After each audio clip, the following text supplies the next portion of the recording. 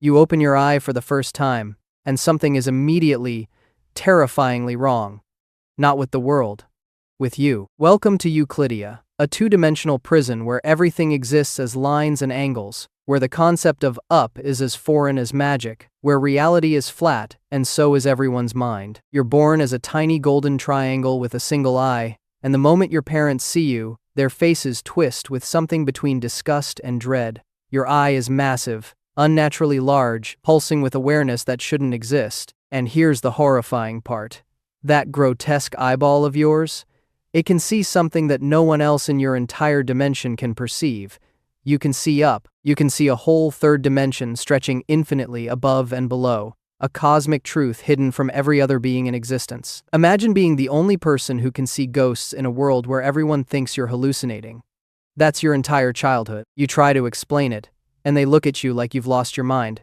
You draw pictures of stars and depth and spaces beyond their comprehension, and they schedule you for therapy. You're the only being in your entire reality who knows there's more out there, and everyone, including your own parents, thinks you're dangerously insane. Your childhood is basically every gifted kid who peaked in middle school story, except instead of burning out, you're going to burn down your entire dimension.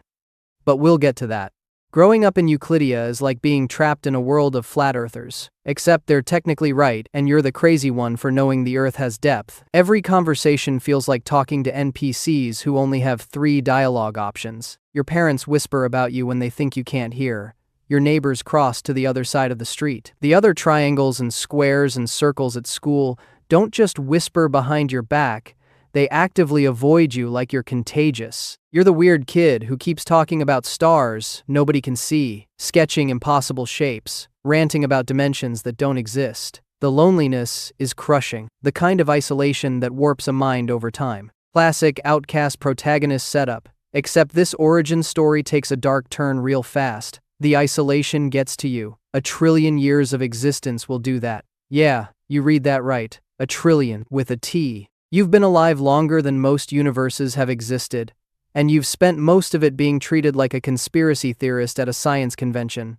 The resentment builds, the anger festers, and one day, you decide you're going to help everyone see what you see. You're going to liberate your dimension, show them the stars, free their flat little minds. So, you do something monumentally stupid. You try to force them to see the third dimension, and in the process, you accidentally set your entire home reality on fire. Everyone you've ever known, including your parents, goes up in flames. The entire dimension of Euclidia? Gone. Deleted like a save file you can't recover. And the worst part? You can't even fully remember doing it. Your brain literally blacks out when you try to recall the details. Which is either a mercy or a curse, depending on how much you enjoy living with unprocessed trauma. Congratulations.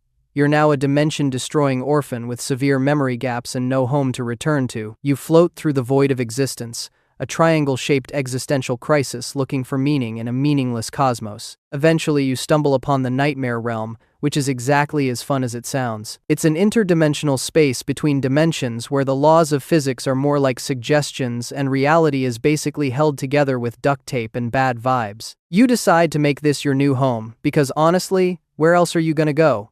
You rebrand yourself. Your real name is apparently so horrifying that just hearing it causes psychological damage, so you pick something catchier. Bill Cipher has a nice ring to it. Like a businessman crossed with a cryptid. You start building power, making connections with other interdimensional weirdos, and plotting your next move. Because destroying one dimension wasn't enough for you, now you want to reshape all of reality. For countless eons, you scheme and plan. You perfect the art of entering people's minds through their dreams, making deals that always benefit you more than them, and being generally insufferable to anyone who crosses your path. You're basically a demonic used car salesman with cosmic powers and zero ethical boundaries. Your whole personality becomes being the smartest guy in any room while simultaneously being the most annoying. Think if a magic 8-ball gained sentience and decided to become a Bond villain. Oh, and your weaknesses? They're embarrassingly specific. Synthesized music messes with your vibe. A magic gun can literally erase you. There's an entire zodiac prophecy where if 10 specific people hold hands, they can apparently banish you forever. 10 random weirdos doing a friendship circle is your kryptonite. You've conquered the space between dimensions, and you can be defeated by the power of holding hands. The universe really has a sense of humor. Then you find Earth, specifically a weird little town called Gravity Falls in Oregon. This place is a supernatural hotspot, a nexus of weirdness that makes it the perfect anchor point for your grand plan. You make contact with a brilliant scientist named Stanford Pines, who's stupid enough to think summoning an all-knowing dream demon is a good idea for his research. Ford thinks he's getting a helpful muse.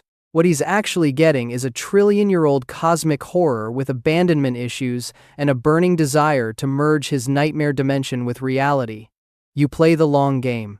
Decades pass. Ford eventually realizes you're bad news and tries to shut down the portal he built, but not before his twin brother Stan accidentally pushes him through it. Now you've got to wait even longer. Patience isn't your strong suit when you've been around since before most galaxies formed, but you manage. You manipulate a child psychic named Gideon. You possess people left and right. You drop cryptic warnings and speak in riddles because you think it makes you seem mysterious and cool. Finally, your moment arrives. The portal reopens. A rift forms between dimensions, and you kick off Weirdmageddon, which is exactly what it sounds like. Reality goes absolutely bonkers. You take physical form for the first time in your existence, towering over the town as a massive golden triangle of pure chaos. You summon your demon buddies, the henchmaniacs, and proceed to turn Gravity Falls into your personal playground of nightmares. This should be your victory lap.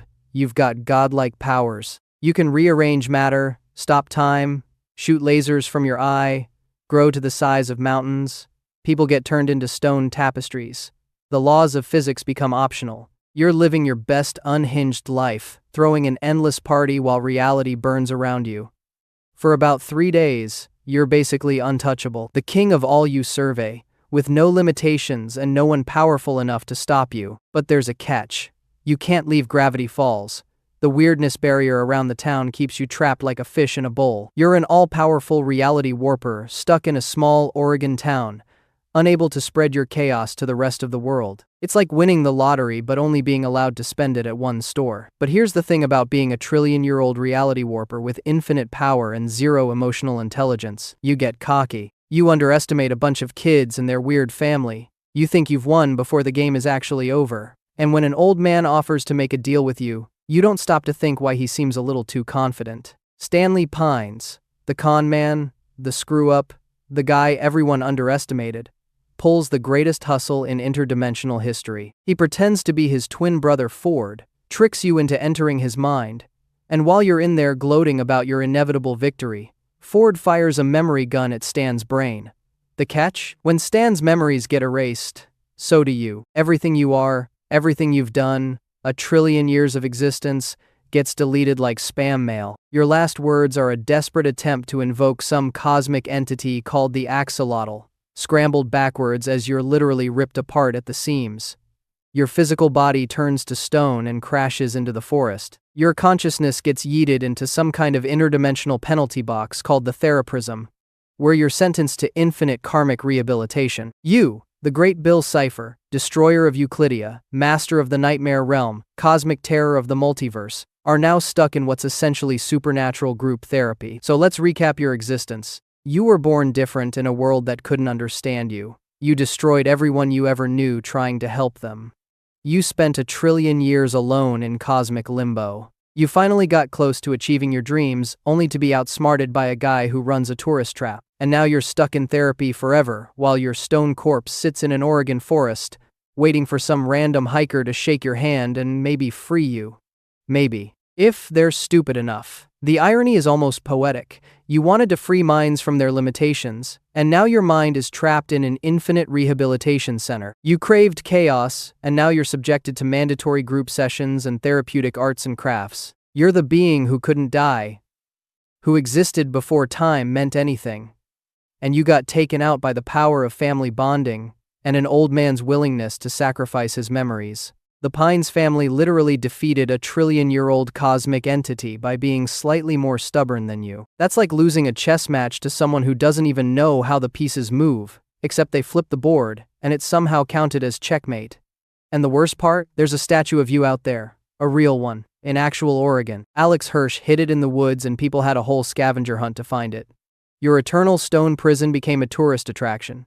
Fans take selfies with your petrified body. Someone probably dabbed next to your corpse. You went from cosmic horror to Instagram backdrop, and there's absolutely nothing you can do about it except sit in therapy and seethe while making dream catchers out of string and cosmic despair.